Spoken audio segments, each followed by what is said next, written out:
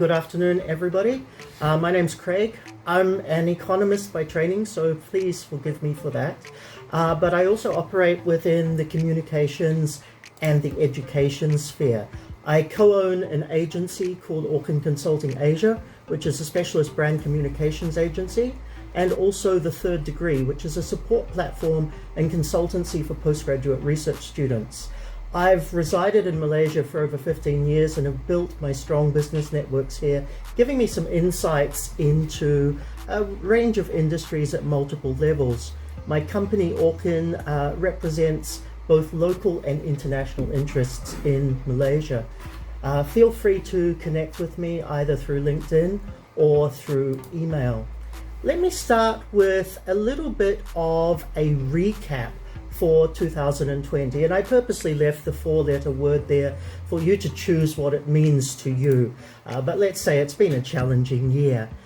Malaysia is currently under what is termed RMCO, or Recovery Movement Control Order. Our borders are still closed to almost all but returning Malaysians.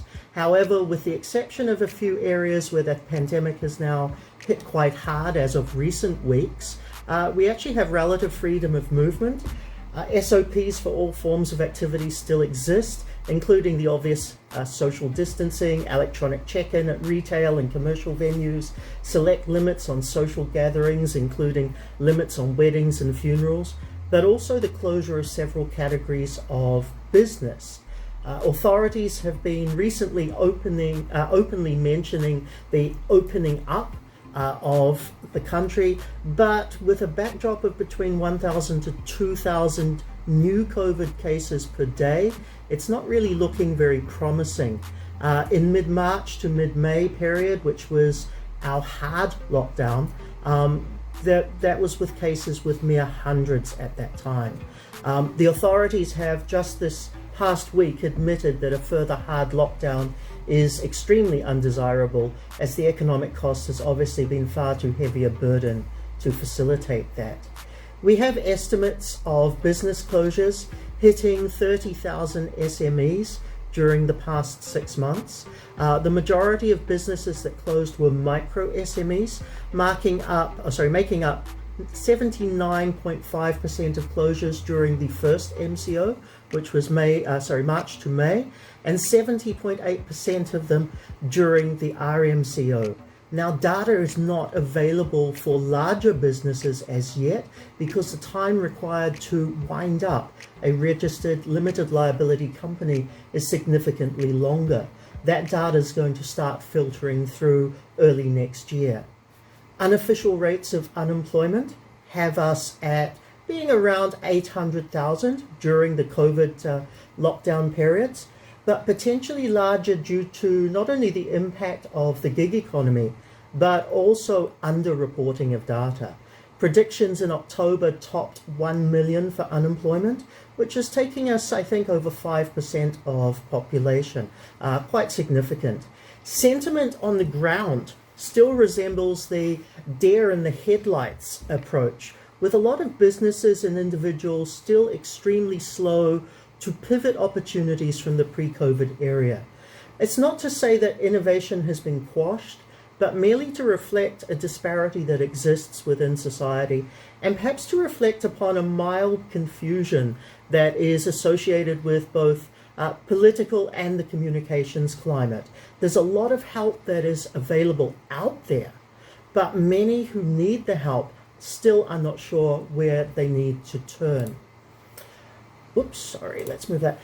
I've termed it an ongoing disruption of globalization.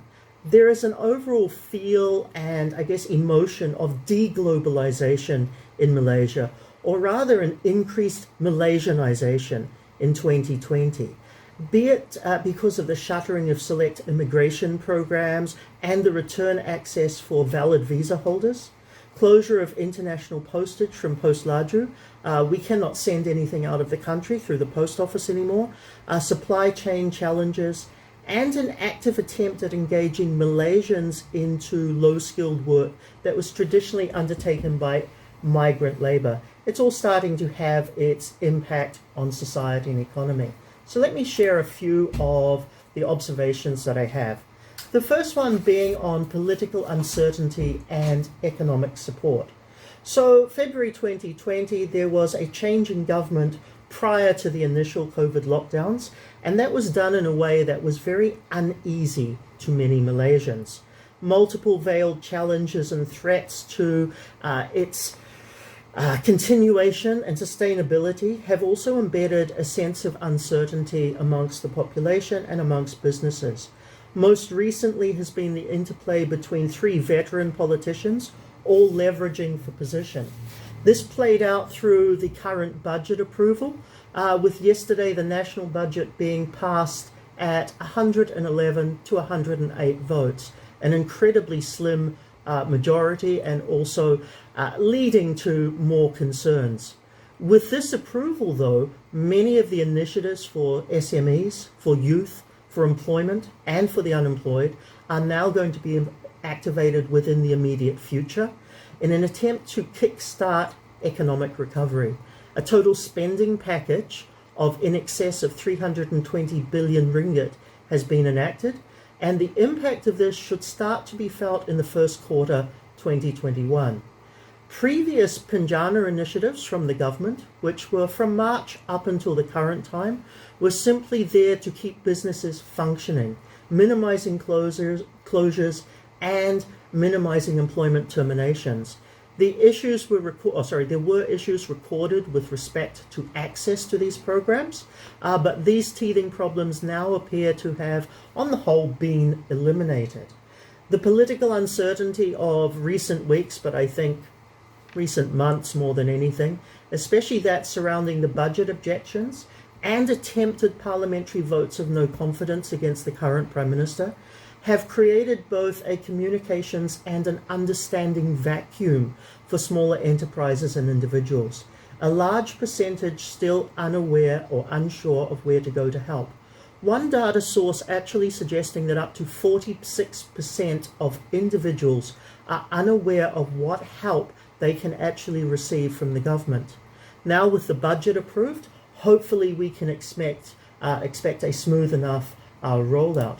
Let's take a look at changing commercial and retail demographies.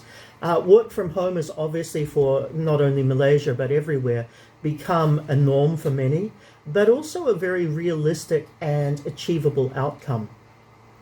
Businesses have, of course, relinquished office space, at least partially. The office space being used is done so on a lower density than previous. Rentals are on a marginal decline, but for example, KL City rental rates remain relatively steady. Q1 2020 had a total occupancy rate of 74.9%. By Q3, that had only fallen to 74%, but still a change. A recent work from home order by the authorities for many business categories makes the situation actually more challenging. Office space remains underutilized. Increasing numbers of businesses of all sizes are letting leases expire. Contrary to expectations, co-working spaces are not actually picking up the slack. They are also suffering from that experience. Reduced footfalls at malls have meant that many shops are struggling to stay afloat. Developers and retail asset managers are very keen to acknowledge the urgency of the issue, but they're also very reluctant to explore and to embrace both property repurposing and also short-term rental model pivots. There are 1,037 retail malls in Malaysia as of Q1 2020. An occupancy rate in Q3 of 77.5% compared to the same time last year with 85.3% occupancy. Some malls have been affected rather marginally, but others have had major withdrawals of tenants, effectively ghosting entire properties. Large retailers have exited our landscape. This impacts malls in terms of rental, attraction, footfalls, and also increases unemployment levels. As an example, retailer Robinsons, which closed in November in the Gardens Mall, actually occupied 12% of the Garden Mall's net lettable area. Estimates are that Robinsons contributed 18 million ringgit a year to the gardens, or around 3.4% of the garden's property owners' total forecast revenue for the same period, excluding income from percentage rent, which makes up 10 to 15% of sales. Let's move on to e-commerce and last mile solutions. E-commerce really became the default solution for many, and the default solution of choice during the hard lockdown. Following, though, the ease of restrictions, it's actually remained a very attractive option and is still extremely popular compared to physical shopping options. Predictions and research showcase further growth expected for 2021. A lot of smaller new industry players have also emerged. Last mile solutions, including warehousing, drop shipping, have accelerated. Cloud kitchens, combine that with cashless and contact delivery. This has created employment opportunities, it's created opportunities for businesses to pivot, and also has created more opportunities, broadly speaking, within the gig economy. Related to this, that's been a really interesting observation, has been the adoption of technology by the older generations, and in particular, mobile technology. The retired segment, 55 and above, has seen a significant new adoption rate, not on a short-term needs basis, although that's what effectively caused it, but actually a longer-term embracing of technology as a facility and as a solution. Combined with the last-mile solutions in e-commerce, this cohort are engaging actively with technology for consumption and also for service fulfillment. Another recent controversial issue for Malaysia, which we're going to see the impact of next year, is the government consenting to allowing its citizens to withdraw funds from their EPF or Employment Provident Fund account. So this is pulling upon our retirement savings for the future for the immediate need. The impact of this is going to be felt twofold. At the poorer levels of society where emergency funds are running out or have run out for many people, it's going to provide immediate cash flow relief for those with little bank savings or living on credit.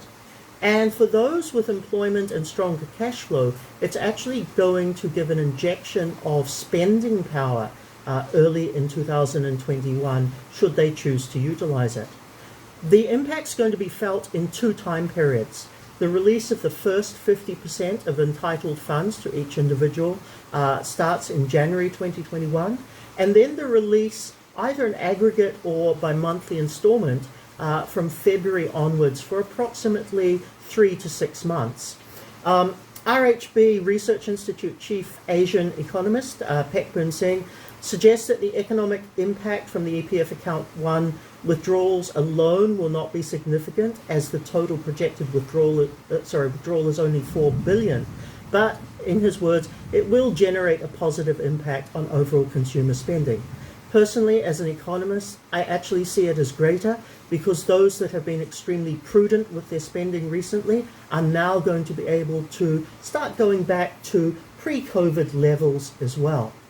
Flip side of spending money is an increased bankruptcy rate with youth.